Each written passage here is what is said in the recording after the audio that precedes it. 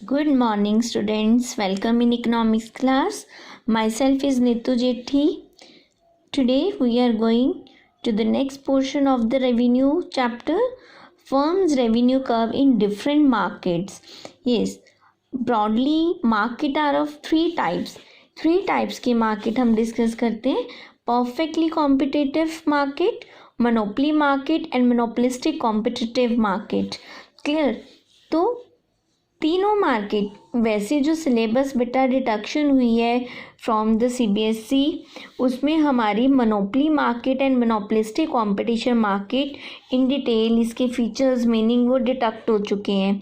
ठीक है, perfect competition के हमने फीचर्स करने हैं. बट रेवेन्यू के केस में हमने कंपैरिजन में ये वाला क्वेश्चन जो है वो क्लियर करना है. इन डिटेल नहीं करेंगे. 3 से 4 मार्क्स के बीच में हमसे पूछा जा सकता है रेवेन्यू में. Firm revenue curve are different in different market. सबसे पहले हम लोग कर रहे हैं परफेक्ट कॉम्पिटिटिव मार्केट में हमारा रेवेन्यू कर्व कैसे होएगा. परफेक्ट कॉम्पिटिशन मार्केट एक ऐसी मार्केट जिसमें फर्म जो है is a price taker and industry is a price maker. Large number in under perfect competition market there are large number of buyers and seller. Homogeneous products available होते हैं, एक जैसी मिलती जुलती चीज़ें अवेलेबल होती हैं. मैंने यहाँ पे बात करी फर्म जो है वो हमारी प्राइस टेकर है and industry is a price maker. So firm क्या होती है. फर्म हमारा बेटा प्रोडक्शन का एक सिंगल यूनिट होता है. देखो एक जो फर्म है छोटा छोटा एक स्मॉल यूनिट जो हमारा बिजनेस का है, स्मॉल यूनिट जो हमारा प्रोडक्शन सेक्टर का है उसे हम कह देते हैं प्रोडक्शन यूनिट का स्मॉल यूनिट फर्म. जब बहुत सारी फर्म्स आपस में मिल जाती हैं सर्कल तो वो क्या बन जाती है इंडस्ट्री. ठीक है, तो प्राइस जो बनाती है परफेक्ट कंपटीशन में प्राइस मेकर इंडस्ट्री है और जो फर्म है वो प्राइस टेकर होती है. अब इस केस में एक इंडस्ट्री ने जो प्राइस डिसाइड कर देती है वही सारी फर्म अडॉप्ट करके चलती है. If a firm try to sell its product at high price higher than the prevailing price it will lose all its consumer. अगर एक फर्म कहते हैं नहीं जी मुझे इस रेट पे प्राइस पे अपने प्रोडक्ट नहीं बेचने, मुझे रेट थोड़ा हाई करना है, तो वो क्या करेगी, it will lose all its consumer. तो उस फर्म के सारे कंज्यूमर लूज हो जाएंगे ना, वो दूसरी फर्म्स का सामान लेना शुरू कर देंगे क्योंकि सेम प्रोडक्ट्स तो मार्केट में अवेलेबल है. तो इस केस में जो प्राइस एक बारी प्रिवेलिंग प्राइस पे ही फर्म को मार्केट में अपना सामान जो है प्रोडक्ट जो है वो सेल करने पड़ते हैं. So under this market AR is constant for a firm. Constant AR होने की वजह से MR भी कांस्टेंट होएगा. It means AR is equal to MR ना, हम ऑलरेडी कर चुके हैं ना. क्या होता है जब AR MR के इक्वल होते हैं, जो TR की इंक्रीजिंग रेट है वो भी कांस्टेंट रहती है. अब देखो इस केस में फॉर एग्जांपल हमने 4 यूनिट्स हैं, first second third and 4 unit हमने आउटपुट किए हैं. एवरेज रेवेन्यू जो है वो फिक्स है. एवरेज रेवेन्यू क्या किसके इक्वल होती है, प्राइस के. प्राइस फिक्स है, हमने 5 रुपीज़ प्राइस डिसाइड किया है. पहला यूनिट भी 5 पे बेचा, दूसरा भी, तीसरा एंड फोर्थ यूनिट भी. तो टोटल रेवेन्यू क्या होएगी, फॉर्मूला क्या है Q इंटू पी है ना. Q जो है आउटपुट एंड P यानी AR एवरेज रेवेन्यू. अब मल्टीप्लाई करेंगे इन दोनों को, 5 इंटू 1 5, 2 इंटू 5 10, 3 इंटू 5 15, 4 इंटू 5 20. तो MR कैसे डिराइव होता है, पहली एज इट इज़, दूसरा हमने माइनस करा. 10 माइनस 5 5, 15 माइनस 10 5, 20 माइनस 15 5. क्लियर. तो इस केस में अगर हमारा AR कांस्टेंट है देन MR भी हमारा कांस्टेंट है और जो TR की इंक्रीजिंग रेट है वो भी हमारी कांस्टेंट रेट से इंक्रीज़ हो रही है. तो हमने x एक्सिस पे आउटपुट ली है, y एक्सिस पे रेवेन्यू लिया है.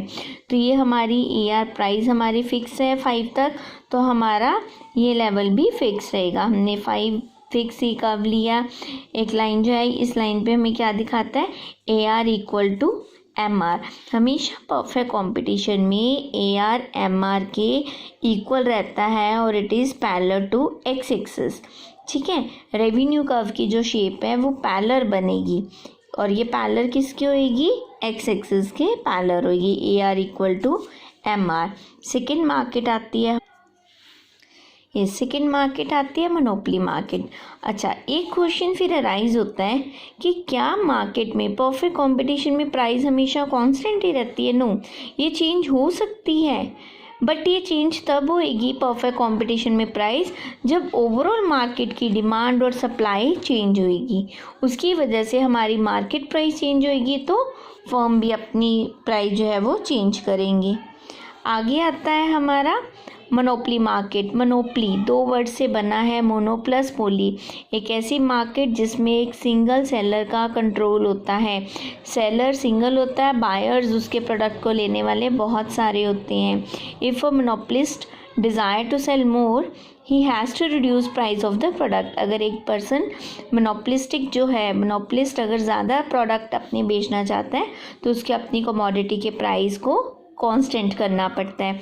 So monopolistic is a price maker. Monopolist ही प्राइस मेकर होता है और वो अपनी मर्ज़ी से, इसमें प्राइस डिस्क्रिमिनेशन चलता है बेटा कि पर्सन अपनी जो मोनोपोलिस्ट है उसी का कंट्रोल है मार्केट पे, उसके साथ के प्रोडक्ट के कोई सब्स्टिट्यूट्स अवेलेबल नहीं होते मार्केट में। तो उस केस में क्या होता है कि उसकी मर्ज़ी, वो किसी भी प्रोड्यूसर, किसी भी बायर से कोई भी रेट जो है वो चार्ज कर सकता है। ठीक, तो इस केस में AR जो है, there is negative relation between price of product and demand, कि यहाँ पे नेगेटिव रिलेशन होता है प्राइस एंड डिमांड में। अगर कमोडिटी के ज़्यादा यूनिट बेचना चाहता है तो उसको अपनी डिमांड, अगर डिमांड बढ़ाना चाहता है तो प्राइस कम करनी पड़ेगी। ठीक, फर्म का AR कर्व जो है उसकी स्लोप हमेशा इसमें डाउनवर्ड्स होती है। अगर AR कर्व स्लोप डाउनवर्ड्स होती है तो इट मीन्स MR कर्व की भी स्लोप डाउनवर्ड्स होएगी, लेकिन एंड फास्टर देन AR, और वो AR से भी फास्टर होता है। इसमें हम लोग एक टेबल और डायग्राम से करते हैं। आउटपुट हमें दिया है 4 यूनिट है, 1 2 3 4। ठीक है, प्राइस उनकी देखो, अब हम लोग कर रहे हैं मोनोपोली कि अगर वो ज़्यादा यूनिट सेल करना चाहता है तो उसको प्राइस डाउन करनी पड़ेगी। जैसे जैसे वो ज़्यादा यूनिट बेच रहा है वो अपनी प्राइस को डाउन कर रहा है।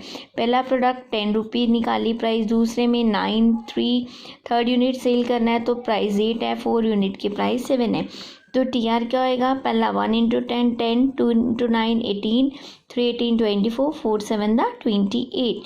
ठीक, तो हमने MR निकाली माइनस करके, जैसे हम करते हैं 18 - 10, 24 - 18 एंड 28 - 4। तो इसका मतलब AR कर्व हमारा क्या दिखा रहा है?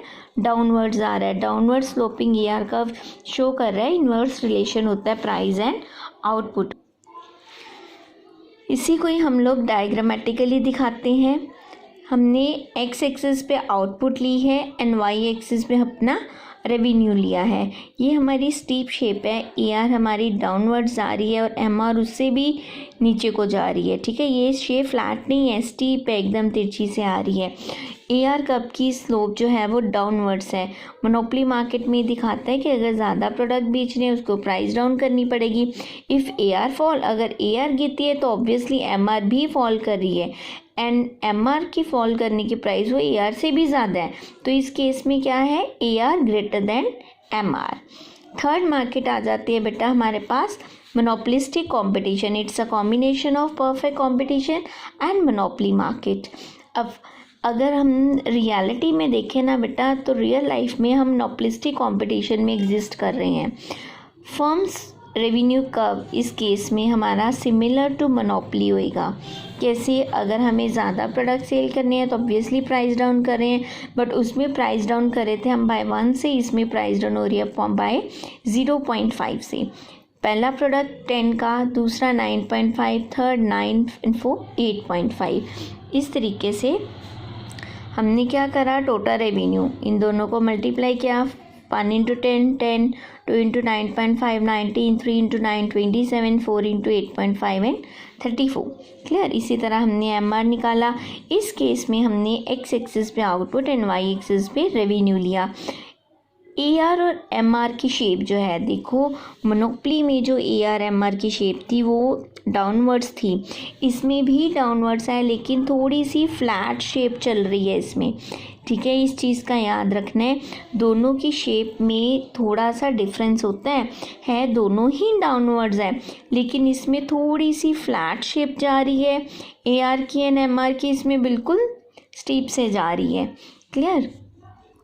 सेम वही चीज़ AR मोनोपोलिस्टिक कंपटीशन में स्लोप डाउनवर्ड्स है, ठीक है ना, और MR भी डाउनवर्ड्स है। अब ये क्या दिखाता है, however the difference is that AR का under monopolistic competition is more elastic than monopoly. Very very important point है बेटा, हमारा MCQs में पूछा जा सकता है कि monopolistic competition is more, monopolistic competition में जो AR का होता है बेटा, it's more elastic than monopoly market, ठीक है। इसका रीज़न क्या है, lack of close substitute for the monopoly product and availability of close substitute of firm under monopolistic. Monopoly में क्लोज सब्सिट्यूट अवेलेबल नहीं होते, इसमें हमारे पास क्लोज सब्सिट्यूट अवेलेबल होते हैं। सो मोनोपोली के केस में क्या आएगा, हमारे पास इन्वर्स रिलेशन है AR एंड MR में। क्लियर? और AR कर्व की स्लोप डाउनवर्ड्स होती है दोनों के केस में, लेकिन जो डिफरेंस है मेन, मोनोपोलिस्टिक कंपटीशन में AR कर्व जो है वो ज़्यादा इलास्टिक होती है और मोनोपोली में कम इलास्टिक होती है। रीज़न इसका अवेलेबिलिटी ऑफ सब्सिट्यूट, क्योंकि मोनोपोली में सब्सिट्यूट अवेलेबल नहीं होते और मोनोपोलिस्टिक कंपटीशन में सब्सिट्यूट्स अवेलेबल होते हैं, ठीक है। ये था आपका revenue under different markets. Thank you very much.